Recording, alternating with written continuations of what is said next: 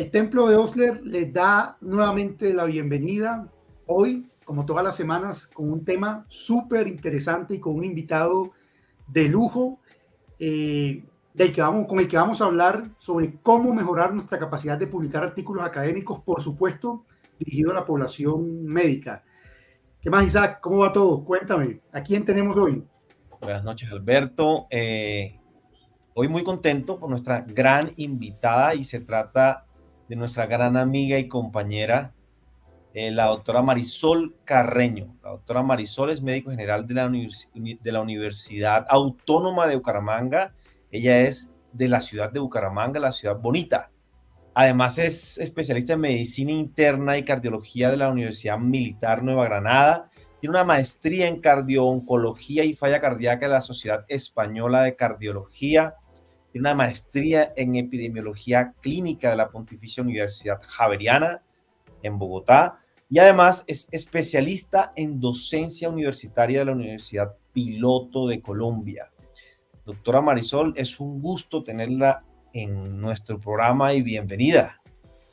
Muchas gracias, buenas noches para todos. Para mí es un honor estar el día o la noche de hoy compartiendo con ustedes este espacio. Muchas gracias.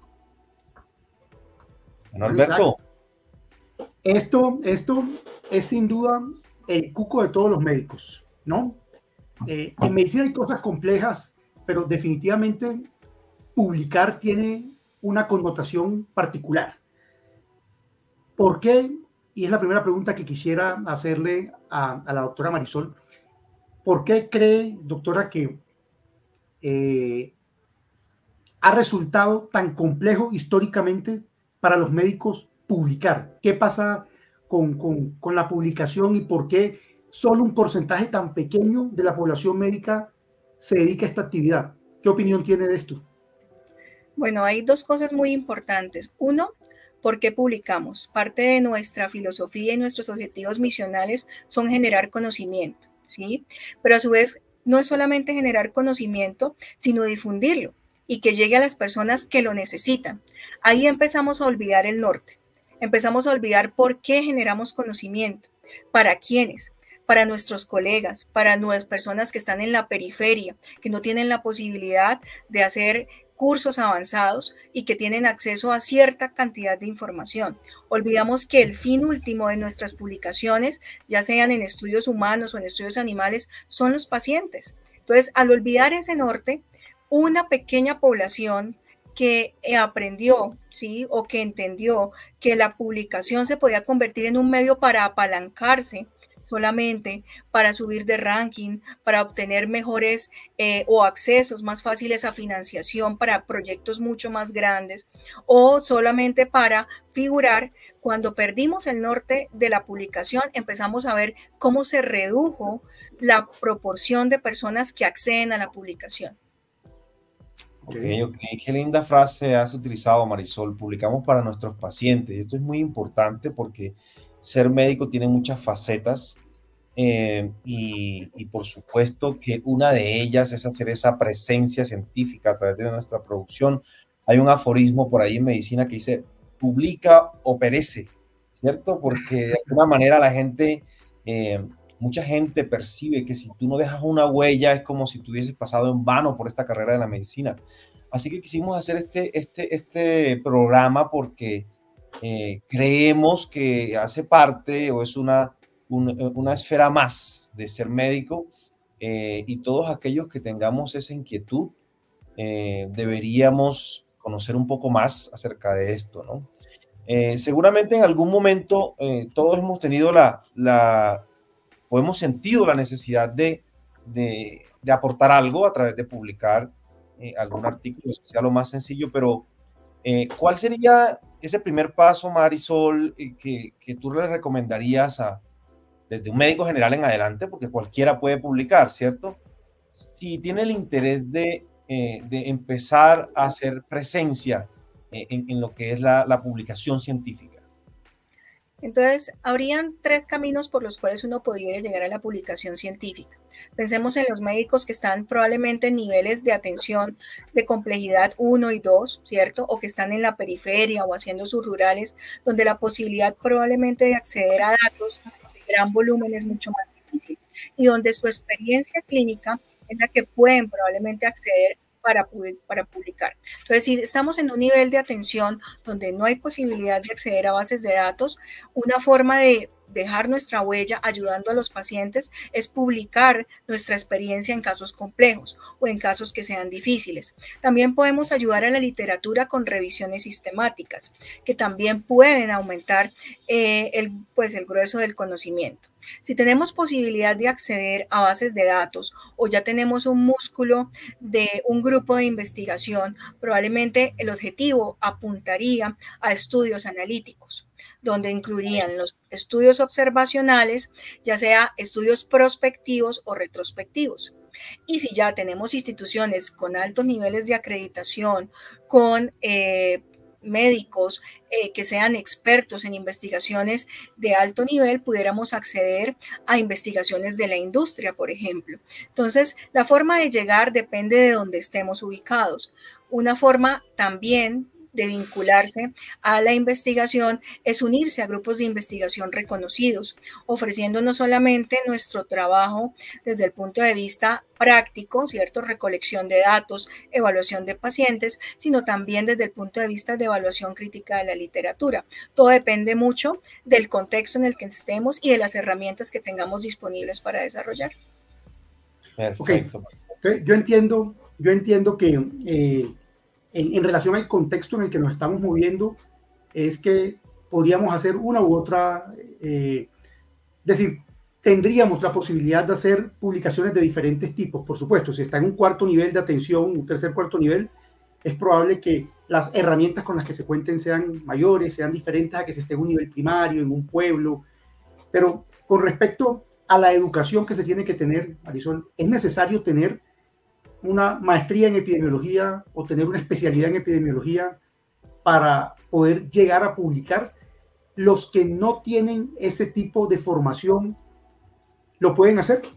¿Qué opinas de eso? Sí, creo que todos, desde que nos formamos en la carrera de medicina, recibimos conceptos básicos de publicar. Básicamente empezó desde la evaluación semiológica. Desde ese momento estamos permeados a la investigación.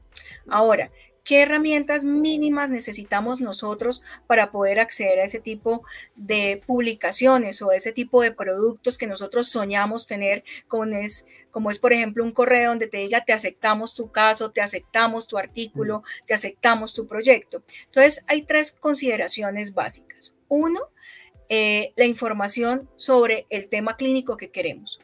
Es muy importante que uno pueda desarrollar desde sus competencias un conocimiento básico de lo que quiere publicar. ¿Por qué? Porque si no, cuando vayamos a construir nuestro documento, vamos a tener falencias que cuando un editor las va a revisar, va a decir, aquí faltó ayuda o acompañamiento de un especialista clínico. No necesitamos ser especialistas clínicos, pero sí necesitamos tener el deseo de conocer ampliamente lo que queremos publicar. La segunda herramienta básica es tener en cuenta todos los conceptos éticos de la publicación. No podemos pasar por alto las normas que rigen toda la información clínica del paciente, la ley habeas data, los consentimientos informados, todo el proceso de cuidado de la información del paciente. Eso es crítico y eso va más allá de cualquier nivel de conocimiento.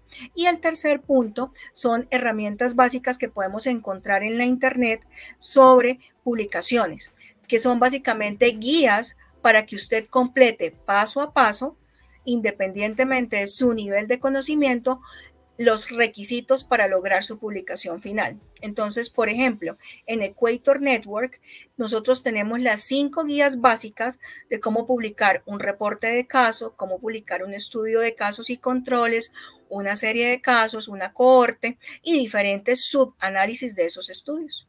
¿Nos repites cómo es el espacio donde lo podemos encontrar?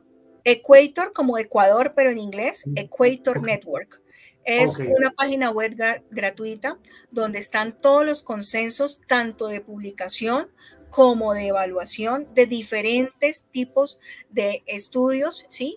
Y de investigaciones. Entonces, es una página a la que pueden acceder la mayoría de los documentos, no puedo decir que el 100%, pero la mayoría de los documentos base están incluso traducidos al español. Ok, eso es muy interesante también porque fíjate que precisamente muchos colegas piensan que publicar es difícil, ¿cierto? Y como tú lo has mencionado, podemos publicar desde un caso clínico, no podemos, por ejemplo, subestimar, como tú dices, nuestra experiencia como médicos, y aunque haya 1000 casos publicados de una enfermedad, puede que nuestro caso brinde información importante para alguien en alguna parte del mundo, ¿no es verdad? En todo caso, también tus apuntes, Marisol, creo que han desmitificado algo, y es que no se necesita, por ejemplo, el gran tutor y el gran apoyo. Ven que yo te voy a hacer publicar. Cualquier persona puede publicar desde su lugar de trabajo, ¿cierto? Llegando con los respectivos pasos y respetando la lógica de las cosas.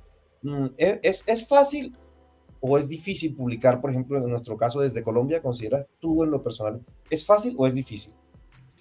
El proceso de publicación tiene varias fases. Unas son más fáciles que otras. Si hablamos desde el punto de vista de la fase de la concepción de la idea, tal vez es uno de los puntos más sencillos. Todos nos hacemos preguntas, todos tenemos inquietudes, todos tenemos casos interesantes. El segundo paso del proceso de la publicación es un proceso que es arduo, ¿cierto? Que puede llegar a ser extenuante y para algunas personas puede llegar a ser la barrera definitiva con la que dicen yo ya no quiero publicar, y se ha basado básicamente en todo el proceso metodológico.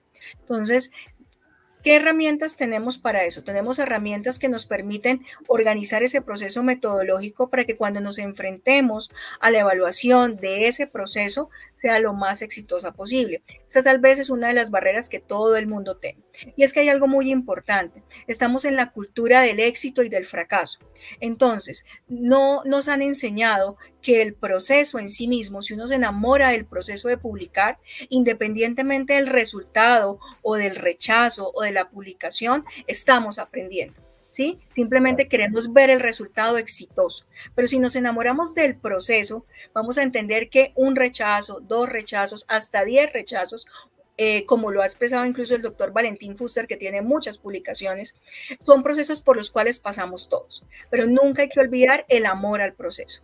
Y tal vez el tercer punto, ¿cierto?, que es donde definitivamente la gente dice, yo ya no vuelvo a intentar publicar, es cuando uno ya está enfrentado al editor de la revista, donde uno tiene muchas posibilidades y finalmente la más temida es se lo rechazamos y mire, no hay nada que usted pueda hacer, su artículo es muy malo, mejor como que guárdelo por ahí en su gaveta, ¿sí? Entonces hay que enamorarse del proceso de publicar. Sí, van a haber fracasos, sí, van a haber rechazos, sí, van a haber cosas que cambiar, pero tenemos que cambiar esa cultura solo del éxito y el fracaso, ¿sí? El fracaso es solo definitivo cuando usted renuncia y guarda su artículo en una carpeta que dice no lo vuelvo a ver más nunca. Mientras tanto, el proceso puede llegar a ser muy exitoso. No, eso me identifico mucho con lo que estás diciendo, Marisol, porque yo acabo de hacer una publicación, pero para poder hacerla de un reporte de caso, lo que me pareció muy interesante y decidí lanzarlo. Finalmente fue publicado, pero los pasos fueron los que tú estás diciendo. Hubo rechazos de cantidades de revistas y las revistas que no lo rechazaban cobraban, que es otro punto que te queríamos comentar. Es decir, cómo está comercializado el conocimiento y quiere publicar aquí. Esta es una revista de alto impacto. Entonces, hubo respuestas para mi caso. Por ejemplo, yo quería publicar algo sobre malaria que me pareció importante y en revistas de infectología la respuesta era ya fue evaluado, el artículo es aceptado, el costo para el artículo es este. Entonces, me parecía increíble que eso estuviera sucediendo y finalmente pues no accedí a esos lugares donde hacían cobro y la publicación fue hecha en otro sitio, pero sí me enfrenté a eso, me enfrenté al rechazo de los editores, a tener que reorganizar parte del artículo como se me pedía, y estuve a punto de guardarlo, como tú estás diciendo, en la gaveta. Entonces yo creería que para alguien que no lo haya hecho nunca, comenzar con reportes de casos sería una opción. ¿No te parece? Sí. Digamos que dentro de la complejidad que tiene la metodología de la publicación, el reporte de casos sería lo menos complejo, ¿o no?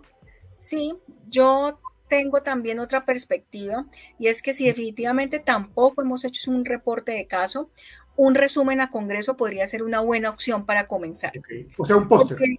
Exactamente, porque el póster te va, en la mayoría de los congresos colombianos, afortunado o desafortunadamente, somos flexibles en la recepción de trabajos. Entonces, una forma de empezar a desarrollar esa habilidad de escribir es con los resúmenes a Congreso. Los resúmenes, la construcción de un póster, y cuando usted ya tiene el resumen y el póster, ya el siguiente paso es la publicación, ¿sí? Excelente. Pero ya ha empezado a desarrollar todo su caso clínico, lo ha podido exponer en un congreso, ha podido probablemente hacer que otras personas se lo evalúen, lo revisen y pueda tener de pronto retroalimentación incluso durante el evento sobre su caso. Ya teniendo toda esa construcción, es mucho más fácil llegar a la publicación. Ahora, aunque ustedes no lo crean, solo el 10% de los pósters que se envían a los congresos se publican. Por eso, porque entramos, es fácil hasta cierto punto organizar todo un resumen de 250 palabras, organizar un póster muy lindo, muy bonito, que se expone en el evento, uno va, está en el evento, y después cuando llega el momento de convertirlo en palabras, es ahí cuando empiezan todos los obstáculos y las barreras. Pero es una buena forma de acceder. Incluso no solamente para los reportes de caso, también para estudios de un poquito más de complejidad, como las series, los estudios observacionales. Entonces es una buena forma de irse preparando para ya la publicación definitiva. Y lo que tú mencionabas también, ¿no? Una revisión sistemática de la literatura, revisar un tema y publicarlo. Teniendo en cuenta esa clasificación del impacto de las revistas, ¿no? Que hay una clasificación para eso, ¿cuál creerías tú son las revistas a las que tenemos acceso desde Latinoamérica, que son asequibles para el médico latinoamericano para empezar a publicar? ¿Cuáles sugerirías tú deberían ser esas a las cuales aspirar inicialmente? Bueno, pues hay 3 cosas a considerar. La primera, ¿qué tipo de ranking quieren usar? Entonces, uno que yo uso personalmente porque lo entiendo, lo comprendo, sé que puedo acceder y que no, ¿cierto? Es el Simago JR, que es un ranking que te da por cuartiles el tipo de revista y sus publicaciones durante los últimos años. Te brinda información sobre el porcentaje de aceptación, sobre el tiempo de aceptación, sobre cómo han sido las publicaciones en los últimos 10 años de cada revista. Entonces, lo primero es evaluar probablemente un ranking como ese. También tenemos rankings latinoamericanos y colombianos, como es el ranking de conciencias y el ranking de cielo. ¿Sí? Son rankings que podemos usar. Ahora, siendo ese el primer paso, el segundo paso es definir hacia dónde es el público objetivo. Entonces, por ejemplo, un estudio de malaria, yo puedo enviárselo a los infectólogos o puedo enviárselo a los internistas, o si, por ejemplo, el spin o el horizonte al que yo le quiero dar ese artículo es, por ejemplo, para cardiólogos. Entonces, busco cuál es mi población objetivo, porque recuerden que el fin último es llevar esa información a los pacientes. De nada me sirve enviar esto a una revista donde muy probablemente a los infectólogos ya no les va a interesar hablar más sobre ese tema específico de malaria, pero sí lo puedo llevar con los internistas, con médicos generales, con médicos de atención primaria, con médicos de otras ramas donde probablemente va a tener una mayor difusión. Entonces, ese es el segundo punto. ¿Cuál es mi población objetivo? Y la tercera cosa que debemos tener en cuenta para poder seleccionar cuál es la mejor revista para nosotros es definir si nos vamos a ir por las de corte o de literatura inglesa o nos vamos a quedar en español. Entonces, si nos quedamos en español, el horizonte se nos reduce bastante. La mayoría son cuartil 4, ¿sí? Si nos decidimos a traducirlas a inglés, y es importante que sepamos que tenemos herramientas de inteligencia artificial que ya están haciendo traducciones de un nivel excelente para ese tipo de lenguaje, podemos ampliar un poquito más la publicación. Ahora, Nosotros siempre, es como a nosotros nos pasa como las mamás con los niños, nosotros decimos nuestro artículo es el más lindo del mundo, es el mejor, es el más bonito, es el mejor hecho, pero hay algo que yo les recomiendo. Los editores, tristemente, publican de los médicos que realmente ellos conocen, que tienen trayectoria. Desafortunadamente en Latinoamérica, por muchas cosas que han ocurrido, no tenemos muy buena fama con algunos de los editores. Entonces yo les sugiero, empiecen con Cuartiles 3, donde seguramente los van a empezar a publicar, Cuartiles 2, y cuando ya tengan ciertos años de experiencia, 2 o 3 años de experiencia, dedíquense o comiencen a enviar al Cuartil 1.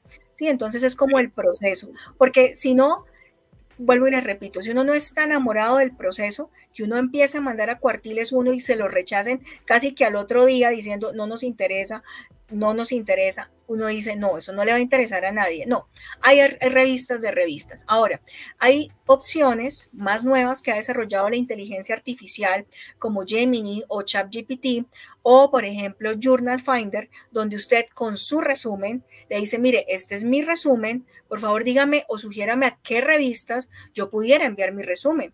Entonces, wow, solo con el resumen o las palabras claves, Journal Finder, por ejemplo, te da una opción de 10 opciones, ¿sí? O sea, te da 10 opciones y te dice, mire, esta revista tiene estas ventajas, estas desventajas, entonces funciona bien. Voy a hacer un paréntesis, Maricruz. Estás dando unos datos, pero sobrados aquí. Yo creo que yo voy a ser el primero que va a ver la publicación de este video cuando salga en YouTube, ¿cierto? Y voy a coger datos nuevamente de todo lo que estás diciendo.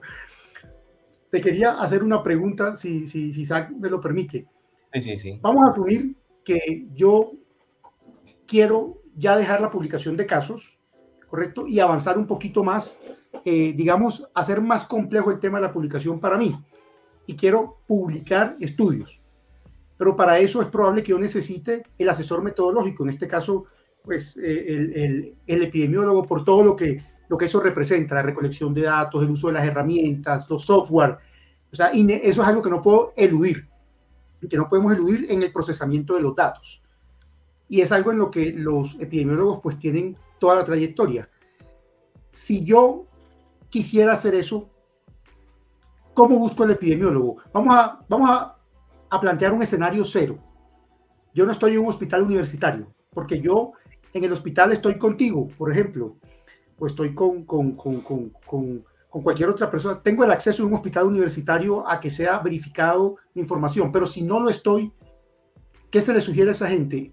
¿Hacia dónde van? Hay páginas donde pueden ir a buscar epidemiólogos con categoría, epidemiólogos reconocidos. Eso existe, así como nos estás hablando de datos de ChatGPT, GPT, como hablar de la búsqueda de revistas. ¿Existe la forma de buscar asesoría epidemiológica?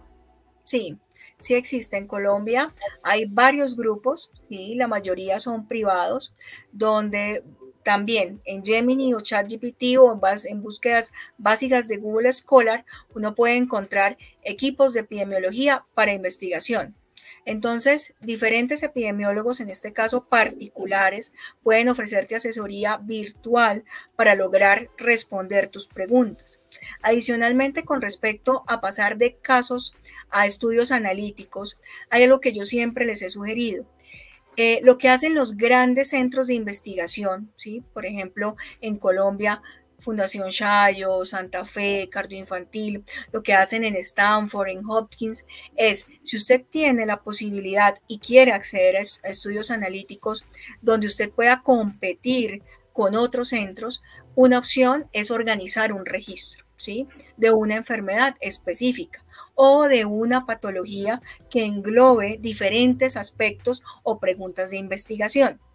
Hay personas, ¿cierto? Hay algunos estudiosos que dicen, mire, no vale la pena tener un registro tan grande, invertirle tanto tiempo a un registro, porque usted no sabe si esas preguntas finalmente van a seguir siendo relevantes en el tiempo. Lo único que sí tenemos claro es que en la medida en que usted quiera hacer publicación, donde usted quiera comprobar hipótesis estadísticas, donde quiera poder generar procesos inferenciales, donde quiera hacer generalización de resultados, necesita datos, ¿sí? Entonces, Una opción es comenzar un registro de pacientes. Los tenemos de diferentes formas, incluso la Sociedad Colombiana de Cardiología está apalancando al menos 10 registros en este momento: falla cardíaca, amiloidosis, cirugía cardiovascular, factores de riesgo cardiovascular, infarto agudo de miocardio. Entonces, hay muchas formas de acceder a esa investigación analítica. Una de mis sugerencias es empezar con los registros. Por supuesto, para eso necesitas un asesor metodológico que te ayude a organizar el proceso logístico del registro, que te ayude a organizar el proceso de presentación a un comité de investigaciones y de ética, y sería ideal, no es obligatorio, contar con un bioestadístico. Tal vez de las limitaciones más importantes cuando hacemos investigación analítica es que cuando ya le decimos al estadístico, por favor, háganos el análisis, el estadístico dice, ¿esto qué es? ¿Qué son estos datos? ¿Cómo recogió eso? ¿Cómo así que esta variable la recogió así? Yo esto no se lo puedo analizar, esto no me sirve. Entonces, son pasos que hay que hacer cuando ya yo avanzo en el nivel de calidad de la investigación. Ok. Bueno, y tú has mencionado algo súper interesante y yo creo que es uno de los temas de moda, ¿no? Muchas cosas has mencionado, desde la inteligencia artificial y las ayudas que tenemos hoy día, como el tema de los datos, ¿no? Digamos que los que somos un poco viejitos, cuando nos hablan de datos pensamos en Excel, pero hoy día existen algunas plataformas, tal vez online, que tú nos puedas recomendar, que sean más idóneas para llevar una base de datos y que nos permita de alguna manera homogenizar el idioma precisamente con el bioestadístico, con el epidemiólogo, de tal manera que cuando digan, bueno, yo quiero hacer esta base de datos, entonces yo aquí voy a definir que mi variable sea nominal o sea ordinal, y yo organizar eso para que no entremos en contradicciones con la parte que viene a posteriori de recolectar los datos. Es decir, que esa recolección sea útil, ¿sí me hago entender? Correcto. ¿Qué herramientas tenemos allí hoy día?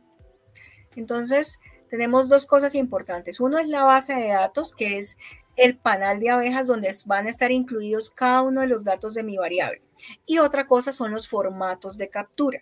Entonces, los formatos de captura es lo que a nosotros nos permite que las personas no se aburran de ver filas y columnas, y además de todo disminuimos el riesgo del error, disminuimos el riesgo de sobredigitación de datos o disminuimos el riesgo también de pérdida de la información. Entonces, los formatos de captura que podemos acceder todos fácilmente es que si la mayoría tenemos equipos o plataforma de Microsoft, Microsoft nos ofrece Access de forma gratuita dentro de nuestro paquete. Access nos permite hacer una plataforma de captura sencilla que lo que yo veo enfrente es como cualquier plataforma de encuesta que yo puedo realizar para cualquier persona. Lo que hay detrás de esa plataforma de captura ya es la base de datos que le enviamos al estadístico. Otra opción que tenemos, y probablemente la tenemos las personas que estamos en instituciones de salud, es básicamente REDCap. REDCap funciona exactamente igual. Te da una plataforma visual de formato de captura y detrás de esa plataforma visual está la base de datos. REDCap además tiene una ventaja, Access también la tiene, pero es un poco más compleja, y es la capacidad de generar informes estadísticos de la información o de los datos recolectados en términos de calidad, de completitud, en términos también de errores, y eso también ayuda mucho a que la auditoría sea mucho más rápida. Entonces, hay varias herramientas. Adicionalmente, las que más utilizamos son, por ejemplo, SurveyMonkey, ¿cierto? Google Forms.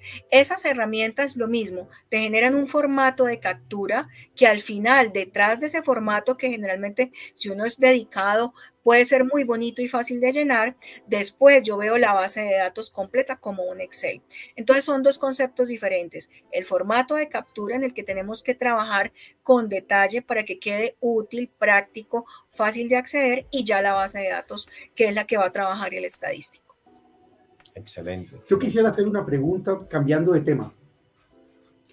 ¿Por qué nos ha resultado tan difícil en Colombia con relación a otros países? Y estoy hablando claramente de los países industrializados, porque es el punto de referencia para hablar de estudios. Estamos hablando de Estados Unidos, Canadá, Europa, en fin. ¿por qué resulta tan complejo el tema de los estudios con intervención? De los estudios que dejan de ser solamente observacionales. ¿Qué pasa con eso en Colombia? ¿Por qué Colombia está tan quedado en ese aspecto, Marisol? Estudios de intervención. Me refiero a exposición, todo lo que tiene que ver con el... Sí. Hay dos cosas muy importantes. Hasta hace más o menos 10 años, la investigación de los ensayos clínicos que venían de la industria o patrocinados por la industria estaban ubicadas en las instituciones de salud, ¿sí? Entonces, yo como Hospital X decía, yo soy el investigador principal, me interesa hablar con el laboratorio Y, quiero hacer el estudio y yo lo recibo. Eso funcionó muy bien durante algunos años hasta que hubo muchas publicaciones y muchas evidencias de mala conducta de parte de los investigadores principales, con o sin su conocimiento, desafortunadamente. Desde hace más o menos 10, 8 años llegan los CRO a Colombia. Entonces, la investigación de las industrias farmacéuticas las concentra el CRO. ¿Sí? Entonces, el CRO es un centro donde se hace toda una investigación organizada que es paga por la industria, donde simplemente a usted le dicen, doctor, si usted tiene esos pacientes, avíseme y yo como CRO me encargo de todo. Y tengo personas entrenadas, ¿sí? Con una alta calidad ética y científica para hacer un proceso de investigación con su paciente. Entonces, no es que haya dificultades, es que eso se volvió un proceso muy cerrado y donde además el INVIMA y las instituciones, como por ejemplo los laboratorios clínicos, solo aceptan instituciones que tengan acreditación de alta calidad, mínimo y CONTEC, ojalá Joint Commission. Entonces, casi que eso está sectorizado en algunas instituciones y bajo el comando de los CRO. Okay. Pero lo que dice Alberto es cierto, ¿no? Porque uno por ejemplo, y como para ahondar un poco más en lo que ha mencionado Alberto, no sé si tú tienes la misma percepción que yo, pero por ejemplo en los estudios que son multinacionales, uno veía que había mucho más participación de instituciones argentinas, por ejemplo, que colombianas. En algún momento la producción argentina, uno como médico percibe que fue muy alta, ¿no? En estudios, por ejemplo, en el plano de la cardiología, Argentina en algún momento fue muy participativa y nosotros como que un poco nos quedamos en el aporte que daba Colombia, ¿cierto? Como país a ese tipo de grandes estudios que son los que finalmente a veces cambian la práctica clínica. ¿Existe algún tipo de dificultad realmente burocrática en nuestro país en comparación con los otros países de Latinoamérica? ¿Percibes tú que el proceso es más difícil en Colombia?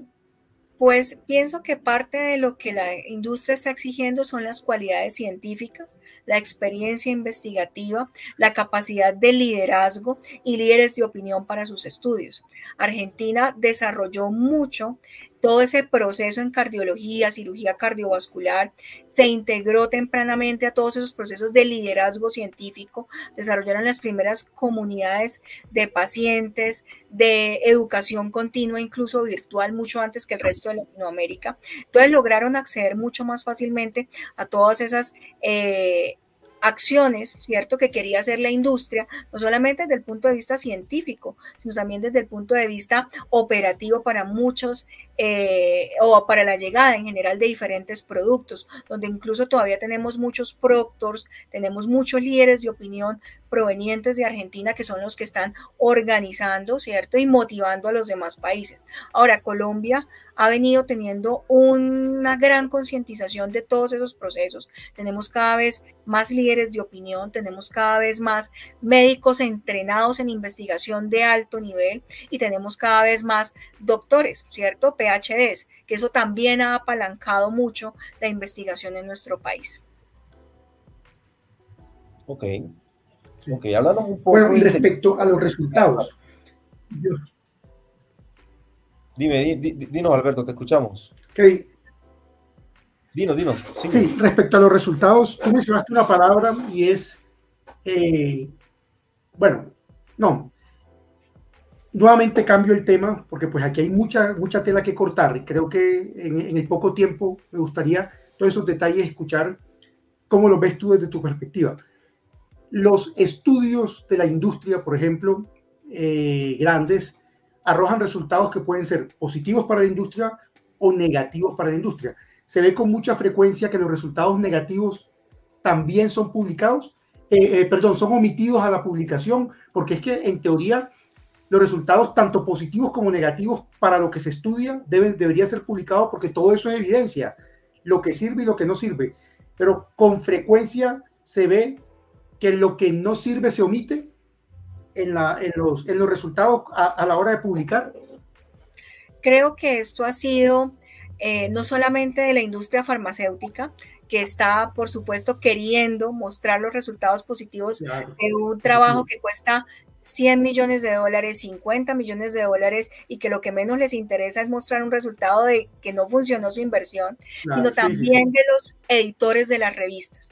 Obviamente, si tú tienes un artículo que claramente va a ser muy citado, que claramente va a ser muy descargado, por supuesto a ti te interesa más un estudio como ese que un estudio donde dice, no pasó nada. Porque ¿quién va a leer ese artículo? Nadie.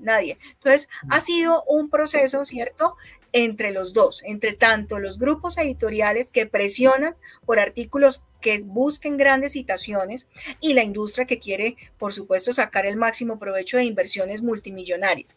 Ahora, hay estudios o hay estadísticas que nos sugieren, ¿sí?, porque realmente eso es algo que no está per se claro en todas las publicaciones, y es que hasta un 60% de los estudios que nosotros leemos nos van a llevar siempre al sesgo positivo, ¿sí? O sea, solo un 40% de lo que nosotros leemos es negativo o nulo, ¿sí? Y también depende mucho de cómo lo venda el escritor o el dueño del artículo.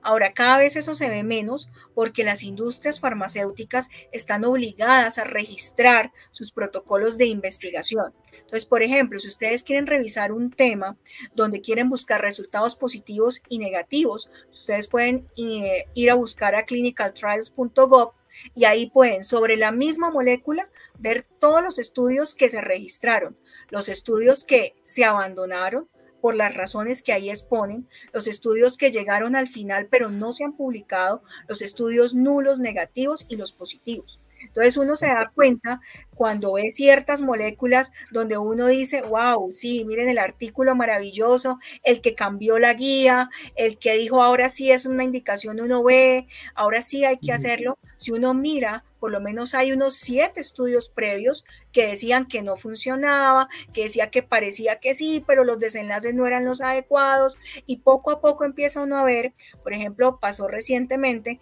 con una técnica que se quiere implementar para hacer una modulación auricular, donde en ese momento en falla cardíaca con fe y preservada no estaban indicados los ISGLT2. Entonces, cuando se hizo ese estudio, se intentó aplicar esa modulación a nivel de aurículas y no dio resultados positivos. ¿Qué estamos haciendo ahora? Ese mismo estudio con ISGLT2, ¿cierto? Que es lo que está en este momento como indicación 1A en este tipo de fallas, para poder mirar si funciona ahora sí la técnica. Entonces uno se da cuenta cómo muchos estudios no se publican, incluso ni siquiera llegan a ver la luz. Uno ve estudios que uno dice cancelado, no se consiguieron pacientes, desenlaces negativos muy tempranos, y uno dice, wow, para poder llegar a ese estudio que yo veo en JAMA, que yo veo en New England, pasaron muchos estudios que realmente nunca vieron la luz. Ok. Bueno, y retomando el proceso, Marisol, luego de que hemos usado esta herramienta de captación que tú nos has mencionado como Access y tenemos una base de datos, ¿cuál sería el siguiente paso? ¿Qué deberíamos hacer? ¿Qué deberíamos hacer, digamos, desde un nivel más simple hasta un hospital universitario? ¿Cuál consideras tú debería ser el siguiente paso? Entonces yo me devuelvo un poquito. Cuando yo les dije que deberíamos empezar por los registros, cuando construimos ese registro, lo construimos con base en preguntas de investigación, ¿cierto? Correcto. Entonces tenemos, por ejemplo, unos compromisos donde decimos, mira, vamos a desarrollar estas 5 preguntas de investigación. ¿Cómo generar esas preguntas? Y hago acá un paréntesis. Ustedes pueden, por ejemplo, utilizar herramientas como Gemini o pueden utilizar herramientas como Nova, que integra ChatGPT y Google, y también integra otras plataformas, y les pueden decir, por favor, díganme cuáles son los gaps o las brechas de conocimiento en este tema específico. Y él empieza a decirte, mire, las preguntas que aún están sin resolver son estas. Con base en esa, por ejemplo, primera aproximación, yo digo, mire, voy a generar un registro para responder estas 4 preguntas, o 3, o 5, dependiendo, pues, por supuesto, del músculo que ustedes tengan para poder alimentar ese registro. Entonces, después de que yo tengo ya mi registro, yo digo, ¿cuál es la primera pregunta que quiero empezar a resolver y que quiero publicar? Y con eso ya empiezo yo a generar la respuesta a esa pregunta. Entonces, por eso hay algunos detractores de los registros, porque a veces generamos registros con 1000 variables y cuando llegan y dicen, bueno, listo, ¿y qué vamos a hacer? No, pregúntenle al estadístico a ver qué sale significativo y eso lo publicamos. No, ese no es el derecho. O sea, lo mejor es empezar con una muy buena pregunta y nos podemos apoyar en estas herramientas de inteligencia artificial que ya las tenemos. O sea que hoy día el que no quiera publicar es porque tal vez subutiliza estas cosas que tenemos disponibles y que prácticamente antes nos rompíamos la cabeza diciendo, bueno, ¿qué pregunta voy a hacer? ¿Qué se me ocurre de publicar? ¿Cierto? Ya con estas herramientas nos dice, vea, aquí hay un espacio de ignorancia en el conocimiento en el cual puedes continuar. Así es. O por ejemplo, ustedes tienen una idea, a veces muchos epidemiólogos se enfrentan a muchas tutorías donde dicen, mire, yo tengo una idea, yo he visto muchos pacientes, por ejemplo, donde yo les veo hiponatremia al segundo día. ¿Será que eso tiene alguna repercusión? Esa es la idea, ¿cierto? Usted le dice a ChatGPT o a Gemini, le dice, mire, yo tengo esta idea, ¿cómo sería una pregunta pico de esta idea? Y la herramienta artificial es capaz de generarte incluso la pregunta pico. Ahora, hay algo que tener muy en cuenta. Estas son herramientas de ayuda. Nunca van, ¿cierto?, a reemplazar ni el juicio clínico con respecto a la pregunta inicial que usted tenía, porque, como yo les digo, ustedes les pueden decir a las herramientas, mire, dígame qué brechas del conocimiento hay. Y y la herramienta te puede decir, mira, hay una brecha de conocimiento con respecto a la utilidad de esta intervención en cierta patología. Tú no puedes decir, listo, me voy a ir de frente a responder esa pregunta, porque probablemente no tienes todas las herramientas para hacerlo. Pero ella te da diferentes opciones y la idea es que uno trabaje en conjunto, ¿sí? Hacer la investigación uno solo puede llegar a ser muy frustrante y puede llegar uno terminando solito, guardando sus archivos sin volverlos a mirar. Pero si uno la hace en conjunto, con personas que estén orientadas hacia lo mismo que uno quiere, resulta mucho más divertido y mucho más fructífero. Perfecto. Ok. Yo quiero hacer una pregunta y es la siguiente. Hoy en día vemos ofertado, ¿me escuchan? Es que veo las cámaras como que se apagaron. ¿Me están escuchando? Te escuchamos. Sí. Ok, yo veo ofertado hoy en los programas en las facultades de salud, veo ofertado programas como epidemiología clínica, programas como máster en epidemiología, maestría en epidemiología, y veo un programa que, a pesar de que no es nuevo, resulta relativamente nuevo con respecto a los otros programas, y es maestría en medicina basada en la evidencia o medicina basada en la evidencia. Es decir, se hace el estudio sobre eso, así como se haría la especialidad en epidemiología o el máster en epidemiología. ¿Qué opinas de ese punto en especial? Eso que están ofertando algunas universidades, el máster o la especialidad en medicina basada en la evidencia. Si alguien optara por eso, ¿cuál sería tu recomendación? ¿Hacer primero epidemiología o entrar en eso sería suficiente? ¿Qué opinas, Marisol? Depende mucho de lo que uno quiera, del conocimiento que uno quiera adquirir y para qué lo quiere adquirir, ¿sí? Por ejemplo, ustedes me preguntaban al principio, ¿uno necesita ser epidemiólogo para publicar? No, pero si uno quiere hacer investigación de muy alto nivel, necesita conocer las herramientas básicas para poder hacer investigación de alto nivel. Y probablemente uno preferiría hacer maestría, ¿cierto?, sobre especialización, sobre diplomados, para poder acceder a esa investigación de mejor nivel. Ahora, lo mismo, si su principal labor como clínico, como docente, es estar en contacto con la evaluación de herramientas, con la evaluación de artículos, con la generación de contenido, con todo el proceso de trasladar la evidencia a la práctica clínica. Probablemente sería un diplomado, una especialización adecuada para usted. Depende mucho de lo que usted quiera responder. Ahora, son complementarias, ¿sí? No es que la una le compita a la otra. Por supuesto, te van a enseñar conceptos básicos de metodología, ¿sí? Porque parte de la evaluación crítica de la literatura incluye ese conocimiento, pero pues son orientaciones, ¿cierto? Y son profundidades diferentes. Entonces depende mucho de lo que uno quiera hacer con la información. No me parece que compitan. Ahora, parte de eso implica, por supuesto, todo un negocio desde el punto de vista educativo, pero lo más importante es poder saber qué va a hacer usted con esa información.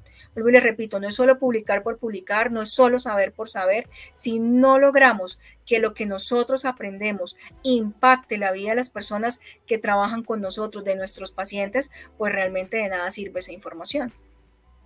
Ok. Tengo la percepción, Marisol, de que el proceso de generar conocimiento científico ha cambiado mucho con el advenimiento de la inteligencia artificial. Has mencionado varias herramientas que nos ayudan desde plantear la investigación, ¿cierto? La pregunta de investigación, perdón, a través de la metodología PICO, con la cual ya nos pueden ayudar los motores de inteligencia artificial, pasando por herramientas que nos ayudan con la captación de datos. En ese paso posterior, que es el análisis de los datos, también podemos apoyarnos en algo similar. Es decir, yo bien pudiera decir, bueno, Marisol, ayúdame con esto, tengo esta base de datos, y tú me dirías, bueno, he cruzado, tengo esto, tengo estas impresiones, creo que... Pero también existen algunas otras, digamos, herramientas tecnológicas basadas o no en inteligencia artificial que me puede guiar con una base de datos que yo he obtenido y decir, oiga, aquí usted pudo haber encontrado una asociación en esto y hemos encontrado eso, y a partir de allí yo generar mis hipótesis como investigador independiente, por ejemplo. Sí, bueno, hay que recordar algo muy importante. Las hipótesis se verifican después de haber sido generada la pregunta de investigación. Yo puedo generar nuevas hipótesis para nuevos estudios, pero no puedo generar hipótesis sobre la marcha solo por resultados que voy encontrando, porque me puedo confundir y puedo entrar en los errores usuales estadísticos, que son a los que más tememos.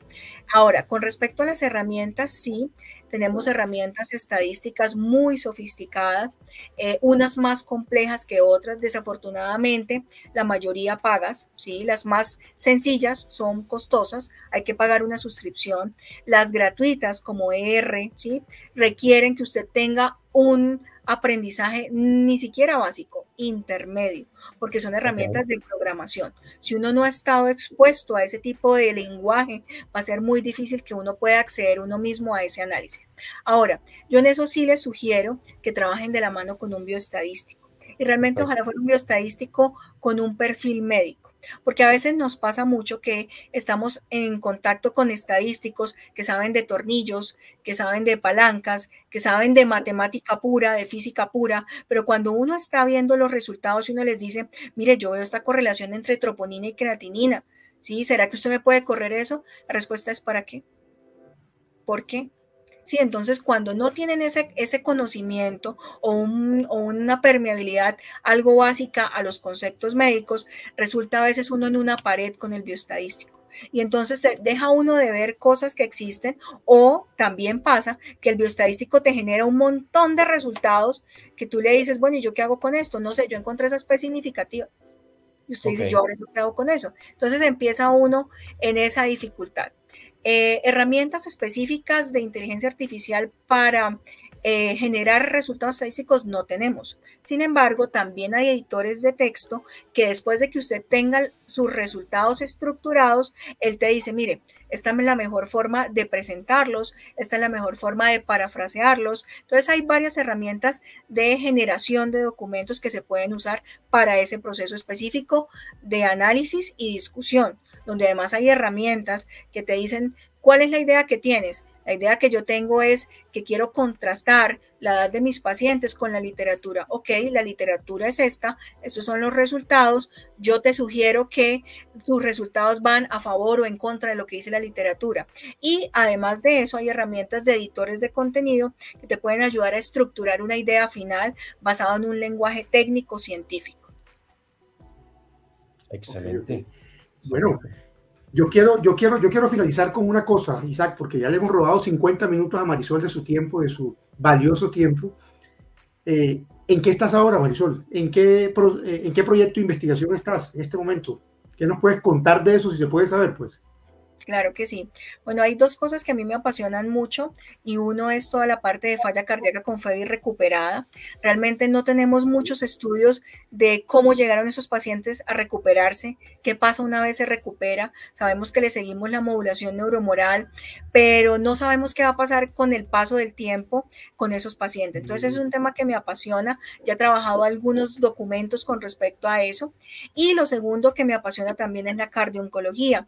Tenemos desafortunadamente cada vez más terapias más interesantes, más novedosas, donde estamos ofreciendo supervivencias a los pacientes que antes no teníamos, pero desafortunadamente los estudios más recientes muestran que 1/3 de los pacientes en su primer año de supervivencia del cáncer mueren de una patología cardiovascular. Y 2/3 sufren de algún evento cardiovascular en su primer año. Entonces imagínense una paciente mujer celebrando que su médico oncólogo le dice, ya se recuperó del cáncer, usted es una superviviente, y a los 6 meses te llegue con un infarto, o a los 8 meses entre en una falla cardíaca con una FEBI reducida. Entonces, esas son las dos cosas que a mí me apasionan y por las cuales ahorita estamos trabajando. Qué bueno. Bueno, Marisol, nos ha encantado tenerte aquí en el templo de Osler. Quiero decirle a todos que Marisol es compañera de trabajo, es amiga de ya hace varios años, fue residente de nuestro glorioso hospital, que hoy en día es una exitosa cardióloga y la felicito, muy orgullosos de ella, y qué bueno haberte tenido en el templo de Osler. Qué gran invitación, Isaac, te conseguiste para hoy. No podía ser alguien diferente, sin lugar a dudas. Queda claro el dominio del tema que tienes y bueno, no sé, Isaac, ¿qué más quisieras decir? No, yo también le agradezco mucho a Marisol habernos aceptado la invitación, porque sé que nos dio muchas luces de este tema tan importante para muchos de nosotros. Por supuesto, también me uno a tu mención de que estamos muy orgullosos de todo lo que ha logrado Marisol. La hemos visto crecer en el hospital y sabemos que va a ser un factor de bastante impacto en la medicina colombiana, y esperamos que este capítulo les sirva a muchos colegas para que sigan sus pasos. Vea, una mujer investigadora y exitosa. Marisol, ha sido fenomenal tenerte con nosotros. Gracias por todo, un fuerte abrazo y hasta la próxima. Ojalá podamos seguir con otras ideas de todo esto, del ámbito de la investigación y de... Tengo abierto el chat GPT aquí. Chat GPT, ya le voy a hacer la primera pregunta. Gemini, empiecen con Gemini, empiecen con ChatGPT, utilicen chatbots que además no solamente incluyen uno, sino varias inteligencias artificiales. Los chatbots pues más comunes Nova, ¿cierto? Entonces, no, atrévanse, de verdad que uno se queda sorprendido. Al principio uno empieza como un bebé a balbucear preguntas, pero en la medida en que uno va entrenando su propia inteligencia, por eso es importante crear una cuenta, porque en la medida en que yo le hago preguntas, voy entrenando a mi inteligencia para que ella vea el nivel de lo que yo le estoy preguntando. No es el nivel de un estudiante, no es el nivel de un médico general, es un nivel de especialista. Incluso ya hay especialistas oncólogos que han entrenado sus plataformas como Nova para decirle, mire, tengo una paciente de tantos años con un cáncer de pulmón, con esta mutación, ¿cuál me recomendarías como primera línea? Y los van entrenando, y en la medida en que ustedes entrenen su inteligencia con preguntas cada vez más complejas, su inteligencia les va a responder cosas cada vez más útiles. Eviten, ¿cierto?, en ese tipo de entrenamientos hacer preguntas así como me pasó una vez. ¿Cuál es el horóscopo de la Reina Isabel? Cosas como esas desentrenan la inteligencia artificial, ¿sí? Entonces, okay. O sea, tú recomiendas que abramos una cuenta personal por ejemplo, en ChatGPT, puede ser con Google, y, claro. Exacto. Y entonces, si la queremos con fines médicos, tratar de mantener el nivel de lo que dialogamos con ella en relación al ejercicio médico, ¿sí? Y cada vez va a ser mejor, y evitar hacer preguntas tontas como esta otra cosa que tal vez harían una involución, ¿no? Claro, la idea es que ellas se van entrenando y se entrenan con la información que incluso ustedes les pueden subir. ChatGPT tiene esa ventaja. Usted le dice, mire, este es el artículo que yo tengo exposición en 5 minutos, dígame qué es lo que tengo que decir de ese artículo, ¿sí? ¿Sirve, no sirve? ¿Qué tengo que decir? ¿Cómo lo generalizo? ¿Cómo lo aplico en mi práctica clínica? Entonces, en la medida en que ustedes van entrenando su inteligencia artificial, cada vez van a tener respuestas mucho más útiles. Bueno, interesantísimo, Marisol, todo eso que nos has dicho. Muchas gracias de verdad por todo, un fuerte abrazo desde la distancia y estaremos viéndonos allí en el hospital, Dios mediante. Claro que sí, muchas gracias por la invitación y cualquier cosa que necesiten, estoy dispuesta a ayudarlos. Muchas gracias. Chao, chao. Chao.